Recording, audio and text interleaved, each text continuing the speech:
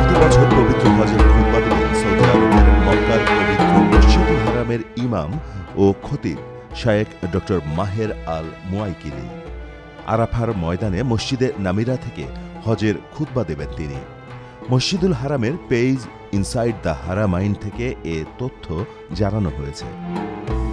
Saudi আরবের বাদশাহ সালমান বিন আব্দুল আজিজ সম্প্রতি এক রাজকীয় ফরমানে আরাফাতের দিন খুতবা দেওয়ার জন্য শায়েখ মাহের আল মুয়াইকিলিকে অনুমোদন দেন।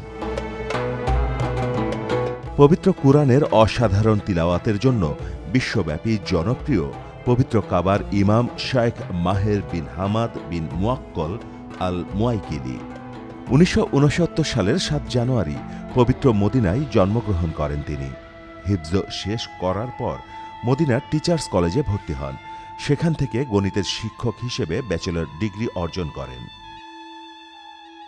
১৪২৫ হিজরিতে পবিত্র মক্কার উম্মুল কুরা বিশ্ববিদ্যালয়ের শারিয়া অনুষদ থেকে মাহের বিন হামাদ মাস্টার্স ডিগ্রি লাভ করেন। একই প্রতিষ্ঠান থেকে ১৪৩২ হিজরিতে ইমাম সিরাজি রহমতুল্লাহ আলাইহের রচিত শাফাই মাজহাবের কিতাব তুহফাতুন নাবিহ শারহুত তানবিহর ওপর ডক্টরেট ডিগ্রি অর্জন করেন। সুদবিহীন ব্যাংকিংয়ে আত্মশুদ্ধির পথ এনআরবিসি ব্যাংকের ইসলামিক ব্যাংকিং আল আমিন।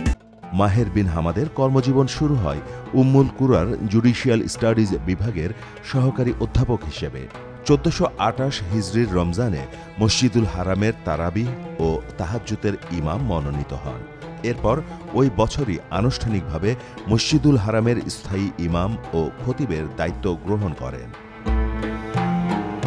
মাহের বিন হামাদের মা বাবার বিয়ে নিয়ে একটি কথা প্রচলিত আছে। বাবার ইচ্ছে ছিল তিনি একজন পাকিস্তানি মেয়েকে বিয়ে করবেন, কিন্তু পরিবার তা মানছিল না।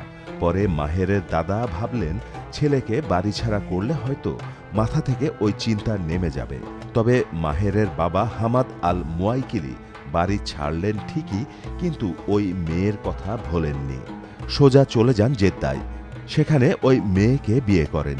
এ দম্পতির ঘরে বেশ কয়েকজন সন্তানের জন্ম হয়। তারা সবাই কুরআনের হাফেজ।